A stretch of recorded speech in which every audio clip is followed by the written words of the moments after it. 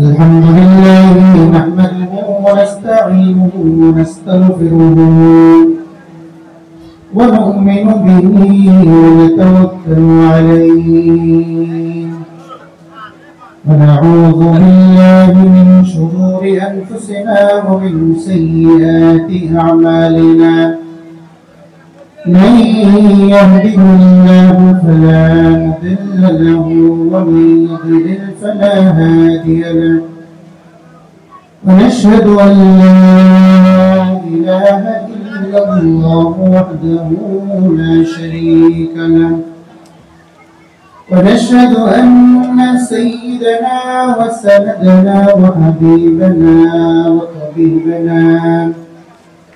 وطبيب قلوبنا ومولانا محمدا عبد الله ورسوله الذي أرسله الله بالحق إلى الخلق بشيرا ونذيرا وداعيا إلى الله بإذنه وسراجا منيرا أما بعد فقد قال الله تعالى في كلامه المجيد وفي فرقانه الحميد أعوذ بالله من الشيطان الرجيم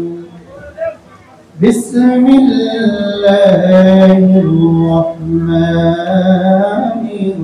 الرحيم يرفع الله الذين آمنوا منكم والذين أوتوا العلم درجات وقال رسول الله صلى الله عليه وسلم كن عالما أو متعلما أو معينا أو مستمعا ولا تكن خامسا فتهلك وقال صاحب القرآن صلى الله عليه وسلم خيركم من تعلم القرآن وعلمه أو كما قال عليه الصلاة والسلام صدق الله المولانا العظيم وصدق رسوله النبي الحبيب الكريم ونحن على ذلك لمن الشاهدين والشاكرين والحمد لله رب العالمين وقال تعالى في شان حبيبه وشان مخبرا وآمرا إن الله وملائكته يصلون على النبي يا أيها الذين آمنوا صلوا عليه وسلموا تسليما بلغ العلا بكماله كشف الدجى بجماله حسنت جميع خصاله صلوا عليه وآله والزمانه بمعززتين حامل القرآن كرم والزمانه بمعززتين حامل القرآن كرم اور تم ذلیل و خوار ہوئے تارک قرآن کر بلغ العلا بكماله كشف الدجى بجماله حسنت جميع خصاله صلوا عليه وآله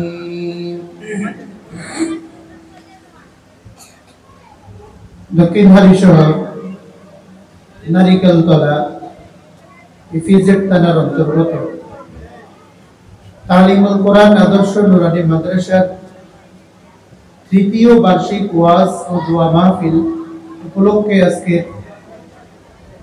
আয়োজিত দোয়া মাহফিলের সম্মানিত সভাপতি ওয়াজিবুল ইহতারাম উলামায়ে কিরাম, মঞ্চে উপবিষ্ট আমার পূর্বেই আলোচনা করেছেন ফজল আহমদ জামে মসজিদের সম্মানিত খতিব মুকাররম হযরতুল আল্লাম জনাব মাওলানা আতিকুল ইসলাম সাহেব হাফিজাহুল্লাহ,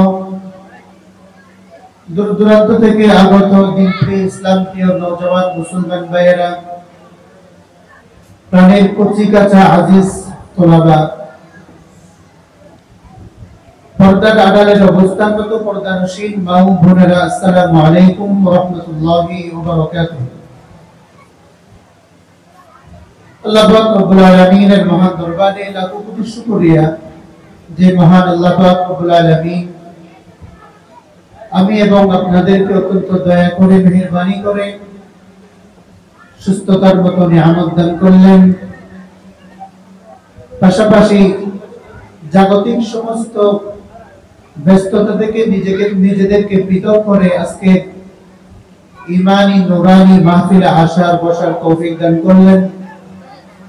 যে মহান মুনিব আমাদেরকে অত্যন্ত দয়া করে মেহেরবানি করে আজকের এই মাহফিলে আসার বসার তৌফিক দান করলেন, ওই মহান মুনিবের আলিশান কুদরতি দরবারে একবার সমস্ত কালিমাতুশ শুকর আদায় করি। সকল উচ্চ আওয়াজে বলি আলহামদুলিল্লাহ। আমরা সকলে উচ্চ আওয়াজে বলি আলহামদুলিল্লাহ। লাখো কোটি দরুদ ও সালাম প্রেরণ করি সরকার দু আলম সাইয়্যিদুল মুরসালিন রাহমাতুল লিল আলামিন শফিউল মুজনিবিন আকাই নামদার তাজদার মদিনা জিদুর গোশা আমিনা রহমত কা খজিনা, বিশ্ব মানবতার মুক্তির দূত, বিশ্ব মানবতার মুক্তির দিশারি রহমাতুল লিল আলামিন হযরত মুহাম্মদ আরবি সাল্লাল্লাহু আলাইহি ওয়াসাল্লামের সম্মানিত উপস্থিতি। আমি আজকের খুতবার প্রারম্ভে পবিত্র কালাম পাক থেকে একটি আয়াতে কারিমা এবং আল্লাহর হাবিব জনাব মুহাম্মদুর রাসূলুল্লাহ সাল্লাল্লাহু আলাইহি ওয়াসাল্লামের অসংখ্য অগণিত মুখনিসৃত বাণী থেকে দুটি পবিত্র বাণী আপনাদের সম্মুখে পেশ করেছি। আল্লাহ পাক রব্বুল আলামিনের তৌফিক যদি শামিল হাল হয়, উক্ত আয়াতে কারিমা এবং হাদিসে মুবারকার আলোকে এই সংক্ষিপ্ত সময়ের মধ্যে সংক্ষিপ্ত সারে আলোচনা করার জন্য চেষ্টা করব। আল্লাহ পাক রব্বুল আলামিন আমাকে সঠিক কথাগুলো বলার, আমি এবং আমরা সকলকে আমলের নিয়তে শোনার তৌফিক দান করুন, সকলে আমিন। সম্মানিত উপস্থিতি, যে আয়াতে কারিমা এবং হাদিসে মুবারকা তেলাওয়াত করলাম, এই আয়াতে কারিমা এবং হাদিসে মুবারকায় আল্লাহ পাক রব্বুল আলামিন এবং তার হাবিব জনাব মুহাম্মদ রাসূলুল্লাহ সাল্লাল্লাহু আলাইহি ওয়াসাল্লাম পবিত্র কালামে পাকের আজমত এবং ইজ্জত সম্পর্কে আলোচনা করেছে। যেহেতু কর্তৃপক্ষ আমাকে নির্দিষ্ট কোন বিষয়ের উপর আলোচনা করার জন্য নির্দেশ দেয় নাই, সেজন্য আমি নিজ থেকে একটি বিষয় চয়ন করলাম। তা হলো পবিত্র কালামে পাকের আজমত, ইজ্জত, আদব। এর কারণ হলো দিন যত গড়াচ্ছে আমরা দেখতে পাচ্ছি আমাদের পবিত্র কালাম পাকের ইজ্জত, আজমত, কদর, মহব্বত, ভক্তি, শ্রদ্ধা মুমিন মুসলমানদের অন্তর থেকে দিন দিন বিলুপ্ত হচ্ছে। ঠিক না বেঠিক? কোরআনের সম্মান মুসলমানদের অন্তর থেকে দিন দিন কমে যাচ্ছে। এর কয়েকটা প্রমাণ আপনাদের সম্মুখে পেশ করব। প্রথম নম্বর কথা হলো, গত কিছুদিন আগে এক ভাই আমার কাছে প্রশ্ন করল, হুজুর, আমার ঘরের মধ্যে কোরআন শরীফও আছে, আবার টিভি, সিডি, ছবি, ডিসেল লাইন এবং ওয়াইফাই এর তারও আছে। আমি অফিসে চলে যাই, আমার ঘরবাড়ি টিভি দেখে, সিনেমা দেখে, টেলিভিশন দেখে, নাটক, সিনেমা, গান বাজনা বাজায়। এখন আমার প্রশ্ন হলো, হুজুর, আমার ঘরে যে রুমে একটি মাত্র রুম, একই রুমে আমরা থাকি, এই রুমে গানও চলে, সিনেমাও চলে, নাটকও চলে। প্রশ্ন হলো, হুজুর, এই রুমের মধ্যে কি কোরআন শরীফ রাখতে পারবো নাকি কোরআন শরীফটা রাখা যাবে না? আমি তাকে প্রশ্ন করলাম, আপনি তো নিশ্চয়ই আমার কাছে যেহেতু এসেছেন কোরআন থেকে এর সমাধান জানতে এসেছেন। কোরআন তো হলো সর্বশ্রেষ্ঠ আদালত। আল্লাহ তাআলা আপনাকে একটা মিনি আদালত দিয়েছে, সেটা হচ্ছে আপনার বিবেক। বিভিন্ন গাড়ির পিছনে লেখা থাকে মানুষের বিবেক হলো সর্বশ্রেষ্ঠ আদালত। এটা একটা মিথ্যা কথা। মানুষের বিবেক এটা একটা আদালত, তবে এটা সর্বশ্রেষ্ঠ আদালত হতে পারে না। পৃথিবীর সর্বশ্রেষ্ঠ আদালত হচ্ছে পবিত্র কোরআন। পবিত্র কোরআন যে সিদ্ধান্ত দিবে, এটাই হচ্ছে আসমানের নিচে জমিনের উপরে সর্বশ্রেষ্ঠ সিদ্ধান্ত, চূড়ান্ত সিদ্ধান্ত। ঠিক না বেটি? আমি তাকে বললাম, আপনাকে একটা ছোট্ট একটা মিনি আদালত আল্লাহ পাক রব্বুল আলামিন দিয়ে পাঠিয়েছে, সেটা হচ্ছে আপনার বিবেক। আপনার বিবেককে প্রশ্ন করুন, যে রুমে গান, বাদ্য বাজনা, অশ্লীল নাচ গান শোনা হয়, গান শোনা হয়, টিভি দেখা হয়, সিনেমা দেখা হয়, যে রুমের মধ্যে আপনার ছবি রয়েছে, ওই রুমের মধ্যে পবিত্র কালাম পাক রাখা যাবে নাকি? আপনার বিবেককে আপনি প্রশ্ন করে দেখুন। সে বলল, হুজুর, আমার বিবেককে আমি প্রশ্ন করলাম, আমার বিবেক বলে যেখানে নাচ চলে, গান বাদ্য বাজনা হয়, সেখানে আপনার কোরআন রাখা যাবে না। আমি বললাম, আপনার বিবেক হচ্ছে ছোট আদালত, মিনি আদালত। আপনার মিনি আদালত যদি আপনাকে অভিযুক্ত করে, তাহলে সর্বশ্রেষ্ঠ আদালতের মধ্যে আপনার ফাঁসি হওয়ার সম্ভাবনা আছে না নাই? এখন আবার সে প্রশ্ন করল, ঘরের ভিতরে তো রাখা যাবে না, বারান্দায় রাখতে পারবো নাকি? মুসলমানদের আবেগ, মুসলমানদের বিবেক আজকে কোথায় চলে গেল একটু দেখেন। আজকে ঘরের ভিতরে টিভি রাখতেই হবে, ছবি রাখতেই হবে, গান বাদ্য বাজনা আপনার বাজাতেই হবে। কোরআন যদিও রাখতে না পারি, কোরআনকে বাহির করে দিব, তবু নাচ গান বাদ্য বাজনা গুলো বাজানো লাগবে। ঠিক না বেটি? তাহলে দেখেন, আজকে মুসলমান বিবেকের কাছে আমার প্রশ্ন, যে সমস্ত মুসলমানদের ঘরের মধ্যে গান বাদ্য বাজনার ধাক্কায় কোরআনটা ঘর থেকে বাইর হয়ে যায়, কাল কিয়ামতের ময়দানে কোরআন কি তার পক্ষে রায় দিবে নাকি তার বিপক্ষে রায় দিবে? যে ব্যক্তির ঘরে গান বাদ্য বাজনার ধাক্কায় কোরআন বাইর হয়ে যায়, কাল কিয়ামতের ময়দানে তাকে কোরআন ধাক্কায় জাহান্নামে নিয়ে যাবে। ঠিক না বেটি? হাদিসের মধ্যে এসেছে, ও মুসলমান, কথাগুলো ভালোভাবে শুনবেন, মা বোনেরা ভালোভাবে শুনবেন। কোরআন এমন একটা কিতাব আল্লাহ তাআলা আমাদেরকে দিয়েছেন, এই কোরআন কাউকে ছাড়বে না। কোরআন কাল কিয়ামতের ময়দানে প্রতিটা ব্যক্তির সামনে কোরআনকে উপস্থিত করা হবে। কোরআন থেকে জিজ্ঞেস করা হবে, ও কোরআন, এই ব্যক্তি দুনিয়ার মধ্যে তোমার পক্ষে ছিল নাকি বিপক্ষে ছিল? যদি ওই ব্যক্তি কোরআনের বিপক্ষে থাকে, কোরআন তার বিপক্ষে সাক্ষী দিবে। আল কোরআন হুজ্জাতুন লাকা আও আলাইকা, কোরআন আপনার জন্য হয়তো সুপারিশ করবে, না হয় আপনার বিপক্ষে দাঁড়িয়ে যাবে। নাউযুবিল্লাহ। কোরআন কাউকে ছাড়বে না। এই কোরআন যে ব্যক্তির ঘরে গান বাদ্য বাজনার কারণে কোরআন ঘর থেকে বাইর করে দিতে বাধ্য হয়, ওই ব্যক্তির জন্য আফসোস। হাদিসের মধ্যে এসেছে আল কোরআন মুশাফিউন মুশাফফাউন ওয়া মাহিল্লুন মুসাদ্দাকুন। কোরআন এটা এমন একটা কিতাব, কোরআন এমন সুপারিশকারী যার সুপারিশ আল্লাহ তাআলা কিয়ামতের ময়দানে কবুল করবেন।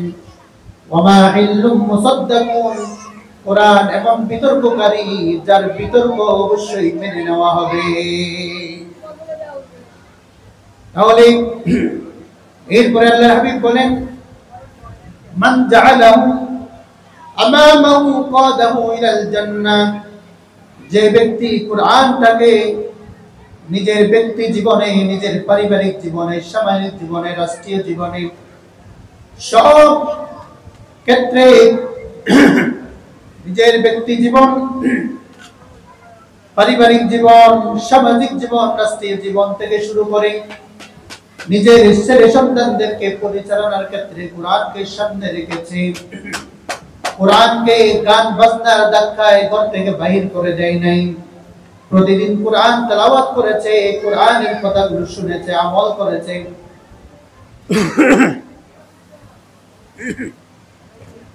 কোরআন ওই ব্যক্তিকে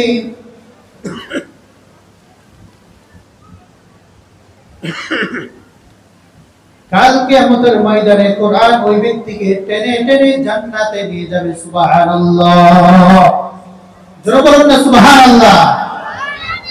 আর ওমান জাআলাহু খালফা যাহরি সাকাতাহু ইলান নার, যে ব্যক্তির ঘরে টিভি সিনেমা চালানোর কারণে কোরআন ঘরের মধ্যে রাখা যায় না, ওই ব্যক্তিকে কাল কিয়ামতের ময়দানে কোরআন ধাক্কায় ধাক্কায় জাহান্নামে নিয়ে যাবে। নাউযুবিল্লাহ।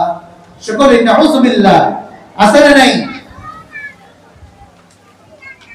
এই তো গেল একটা প্রমাণ। আরেকটা, গত কিছুদিন আগে, কয়েকদিন আগে, সময় তো কম, বেশি লম্বা ওয়াজ করতে পারবো না, একেবারে যেগুলো কয়েকটা কথা বলে শেষ করব।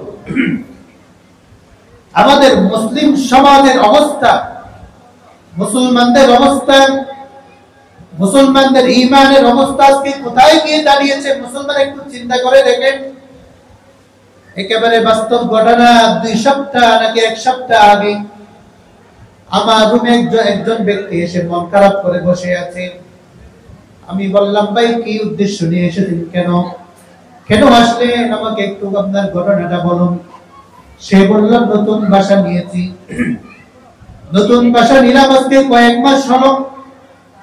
বাসা নেওয়ার পর থেকে আমার পরিবারের উপর একটার পর একটা বিপদ আপদ আসতেই আছে। অসুখ বিসুখ, বিপদ আপদ পিছুই ছাড়ছে না। এর কোনো কারণ আমি খুঁজে বাইর করতে পারলাম না। খুঁজতে খুঁজতে খুঁজতে খুঁজতে একটা কারণ আমি পাইলাম।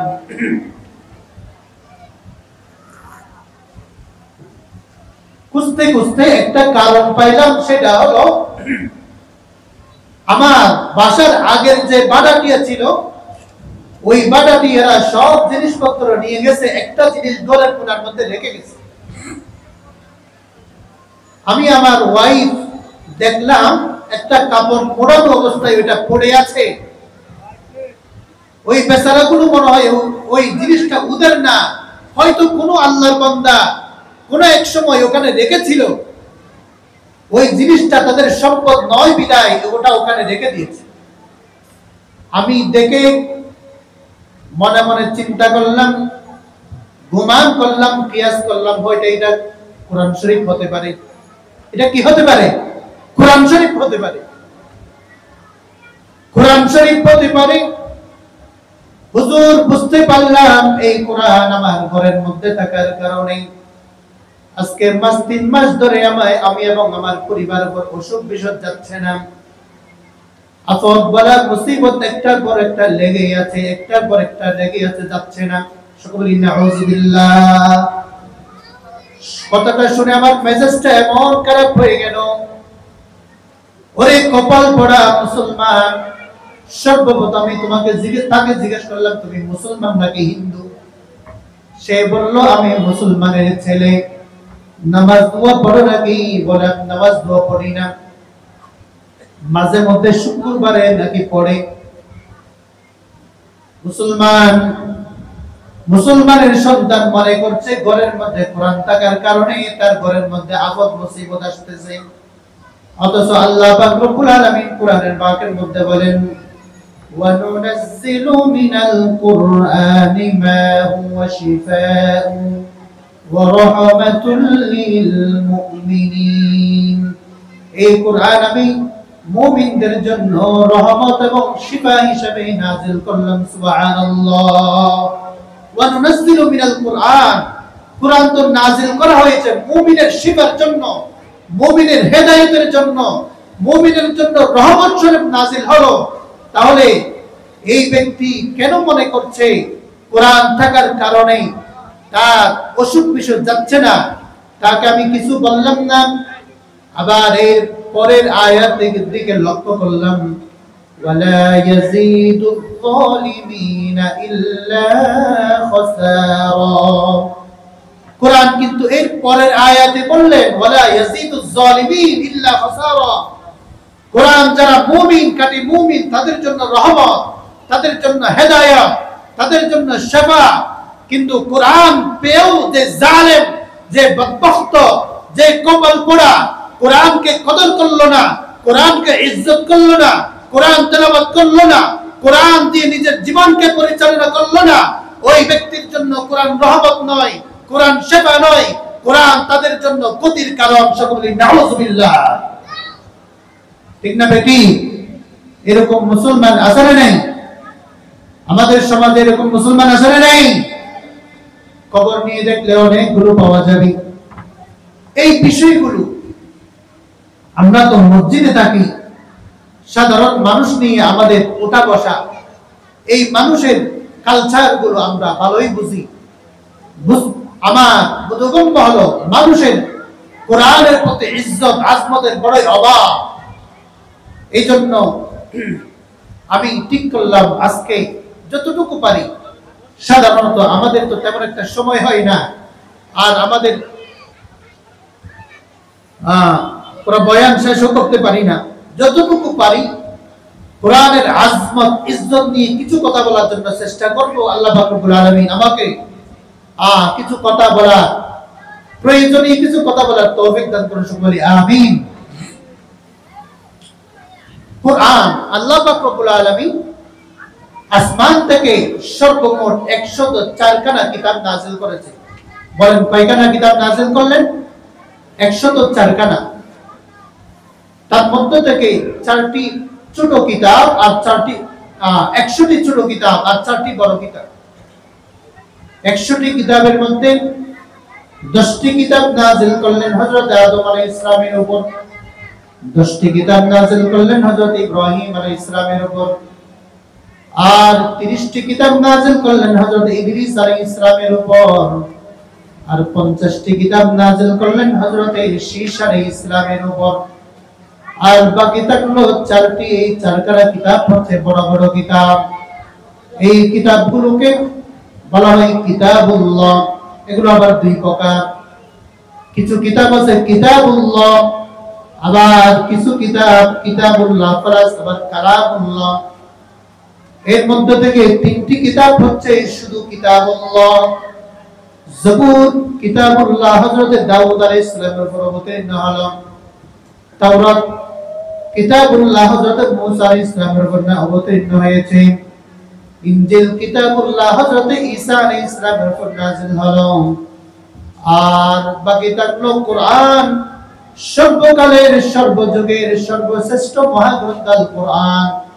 এই কিতাব শুধু কিতাবুল্লাহ নয়, এই কিতাব কিতাবুল্লাহ প্লাস কালামুল্লাহ। সুবহানাল্লাহ। এই কিতাব নাযিল হলো সর্বযুগের সর্বকালের সর্বশ্রেষ্ঠ মহামানব হযরতে মুহাম্মদুর রাসূলুল্লাহ সাল্লাল্লাহু আলাইহি ওয়াসাল্লামের সুবহানাল্লাহ। বলে এই কিতাব কোরআন শুধু কিতাবুল্লাহ নয়, সাথে সাথে কালামুল্লাহ, আল্লাহর কালাম। কোরআন কাকে বলে? হযরত ইমাম জাওজি রাহমাতুল্লাহ আলাইহি বলেন, আল কোরআন হুয়া কিতাবুল্লাহি আল মুনাজ্জালু আলার রাসূল আল মাকতুব ফিল মাসাহিফ আল মানকুলু আনহু নাকালান মুতাওয়াতিরান বিলা শুবহাতিন। অর্থ করার সময় নেই। কোরআন হচ্ছে আল্লাহর কিতাব। আর মানুষ যত বড় হয় তার কথাও তত বেশি দামি হয়, ঠিক না বেঠিক? মানুষ যত বড় তার কথা ওজন, তার কথার দামও তত বেশি। যেমন সাধারণ মানুষের কথার চাইতেও আমাদের সমাজের সদ্দার মাতবরের কথার দাম বেশি। সদ্দার মাতবরের কথার চাইতে মেম্বারের কথার দাম বেশি। মেম্বারের কথার চাইতে চেয়ারম্যানের কথার দাম বেশি। চেয়ারম্যানের কথার চাইতে একজন এমপির কথার দাম বেশি। এমপির কথার চাইতে উপমন্ত্রীর কথার দাম বেশি। উপমন্ত্রীর কথার চাইতে মন্ত্রীর দাম, মন্ত্রীর কথার দাম বেশি। আর সমস্ত মন্ত্রীর চাইতে প্রধানমন্ত্রীর দাম বেশি।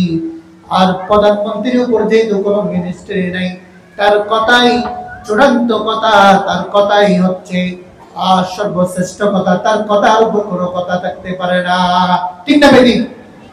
প্রধানমন্ত্রীর এক কথা, সমস্ত কথার মাথা, ঠিক না বেঠিক?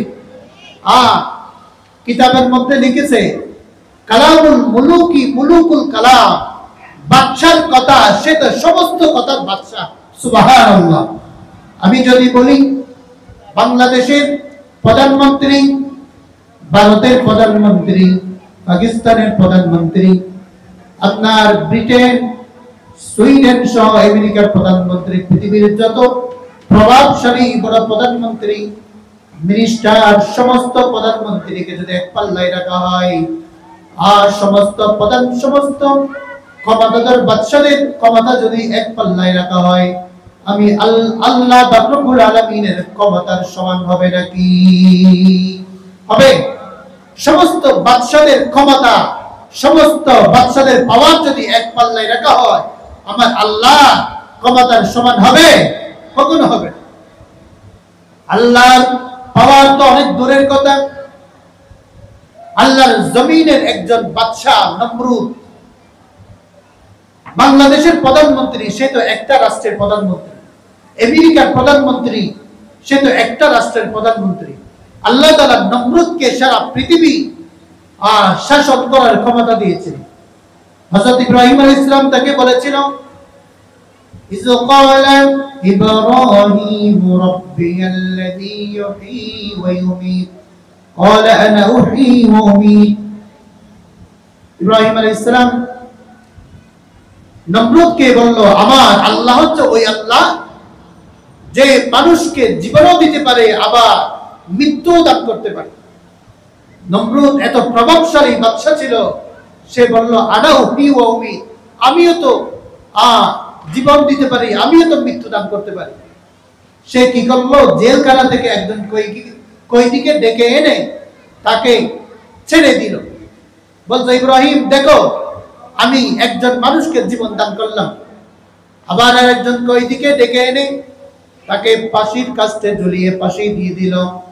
বলল, ইব্রাহিম দেখো, আমি একজনকে মৃত্যু দান করলাম, তাহলে আমিও তো মানুষকে জীবন দান করতে পারি, আমিও তো মৃত্যু দান করতে পারি। নাউযুবিল্লাহ। আসলে কি তার কোনো ক্ষমতা আছে?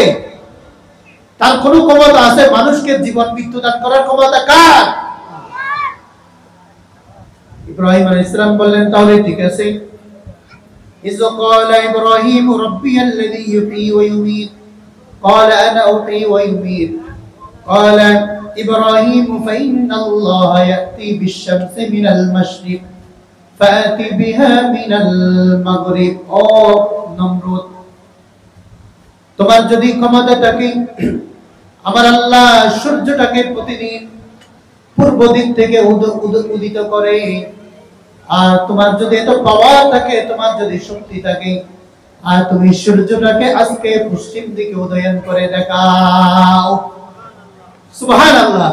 ফাবুহিতাল্লাযী কাফা, নমরুদ তো একেবারে হতবাক হয়ে গেল, নমরুদ লাজবাব হয়ে গেল। সুবহানাল্লাহ।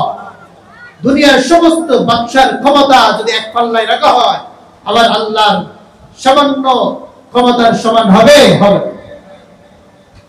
তাহলে সমস্ত বাদশা কথা আল্লাহর কথার চাইতে ছোট, আল্লাহর কথা সব কথা চাইতে বড় দামি। আর যার কথা সবচাইতে বেশি দামি, তার সাথে যার সম্পর্ক বেশি, তার মর্যাদাও তো বাড়িয়ে দেয়। সুবহানাল্লাহ। এটা বোঝার জন্য আমি একটা উদাহরণ দিই। যেমন আমাদের দেশে মন্ত্রী মিনিস্টার আছে না? একজন ব্যক্তি যখন মন্ত্রী হয়, তখন তার পাওয়ার এত বেশি পাওয়ার বেড়ে যায়, তখন তার সাথে যে ব্যক্তির সম্পর্ক হয়, যে তার সাথে ভালো সম্পর্ক রাখে, তার দামও তত বেশি বেড়ে যায়। ঠিক না বেটি? মন্ত্রীর ভাই সে তো আরেকজন মন্ত্রী, আবার মন্ত্রীর বউয়ের ভাই সে তো ডবল মন্ত্রী।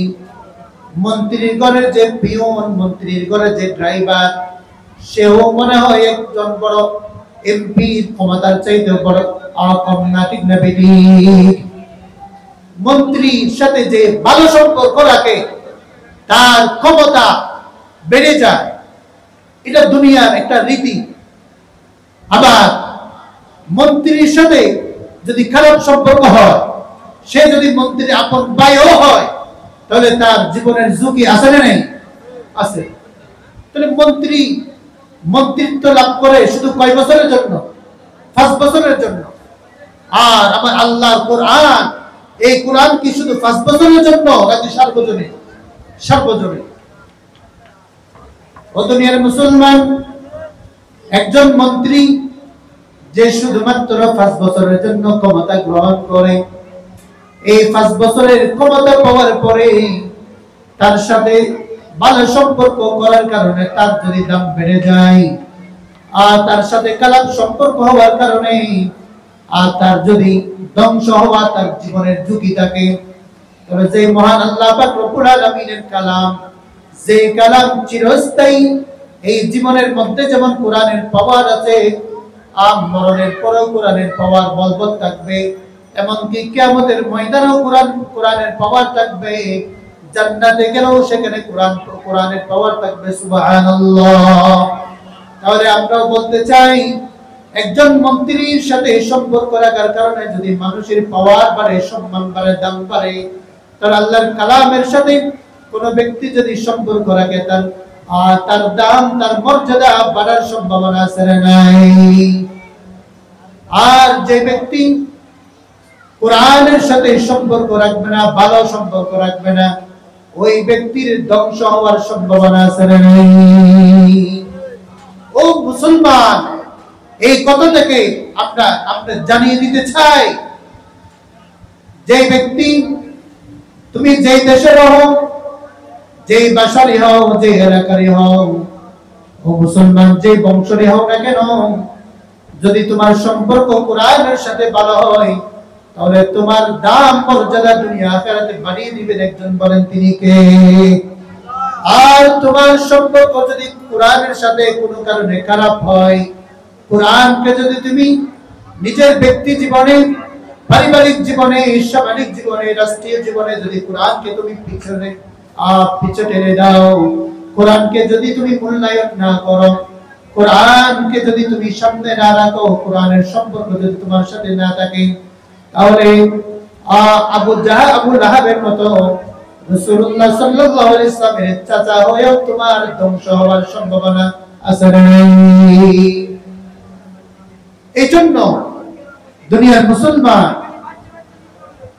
যদি দুনিয়া এবং আখিরাতের মধ্যে পাওয়ার, শান্তি, মর্যাদা আমরা পেতে চাই, তাহলে এই কোরআনের সাথে সম্পর্ক করার দরকার আছে না নাই?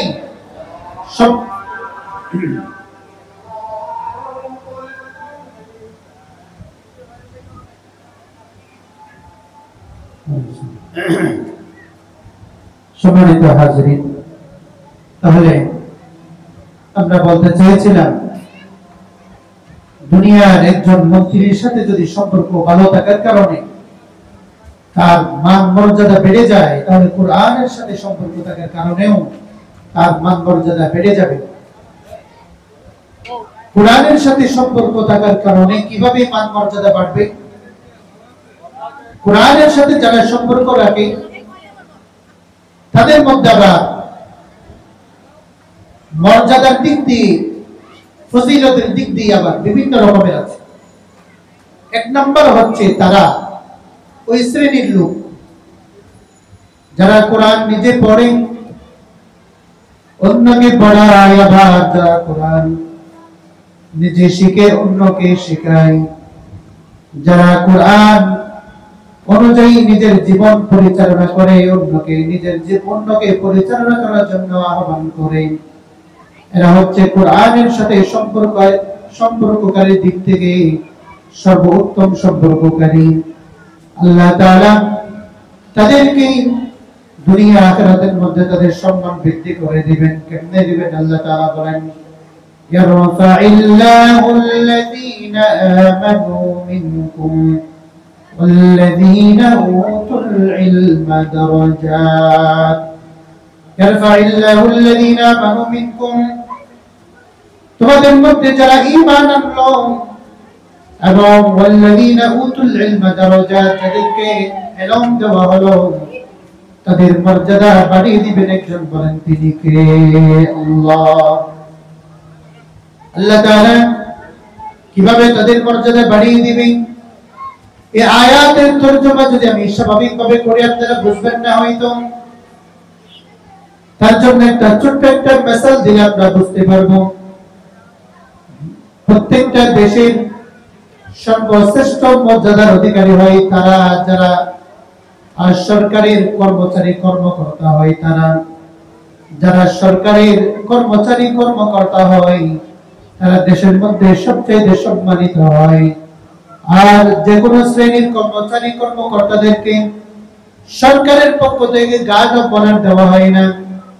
গার্ড অফ অনার বা সিকিউরিটি গার্ড তো তাদেরকে দেওয়া হয় যারা সরকারের ভিআইপি পারসন হয়, তাদেরকে যেখানে যাই সেখানে গার্ড অফ অনার দেওয়া হয়। তাদেরকে যেখানে যাই সেখানে সিকিউরিটি গার্ডের মাধ্যমে, পুলিশের মাধ্যমে, বিডিআর এর মাধ্যমে, আর্মির মাধ্যমে তাদের সিকিউরিটি গার্ডের ব্যবস্থা করা হয়। সরকার কাদের জন্য আপনার গার্ড অফ অনারের ব্যবস্থা করে বা সিকিউরিটি গার্ডের ব্যবস্থা করে? যারা সরকারি দায়িত্বশীলদের মধ্যে একদম ভিআইপি পারসন, এমপি, মন্ত্রী, মিনিস্টার যারা রয়েছে, তাদের জন্য সরকারের পক্ষ থেকে ভিআইপি পারসন, এদের জন্য সরকারের পক্ষ থেকে সিকিউরিটি গার্ড আছে না নেই? আছে না নেই? ঠিক তদরূপ ভাবে যারা কোরআনের সাথে সম্পর্ক রাখে, যারা কোরআন নিজে পড়ে অন্যকে পড়ায়, নিজে শিখে অন্যকে শেখায়, আবার নিজে কোরআন মতো আমল করে অন্যকে আমল করার জন্য তাকিদ দেয়, অন্যকে কোরআনের পথে আহ্বান করে, তারা হচ্ছে আল্লাহ পাক রব্বুল আলামিনের কাছে ভিআইপি পারসন। সুবহানাল্লাহ। দুনিয়ার সরকারের ভিআইপি পারসনকে পুলিশ দিয়ে, র‍্যাব দিয়ে, আর্মি দিয়ে, বিজিবি দিয়ে তাদেরকে সিকিউরিটির ব্যবস্থা করা হয়। আর যে সমস্ত ব্যক্তিরা কোরআন চর্চা করে, কোরআনের ইলম শিখে অন্যকে শেখায়, আল্লাহ তাআলা কুদরতি ফেরেশতার মাধ্যমে তাদেরকে সিকিউরিটি গার্ডের ব্যবস্থা করে দেয়। সুবহানাল্লাহ। ওয়া ইন্নাল মালাইকাতা লাতাদউ আজনিহাতাহা রিযাল লিতালিবিল ইলম। তাহলে প্রথম নম্বর হচ্ছে যারা কোরআন শিখে এবং শিখায় তাদেরকে আল্লাহ তাআলা নূরের ফেরেশতার মাধ্যমে সিকিউরিটি গার্ডের ব্যবস্থা করে। সুবহানাল্লাহ।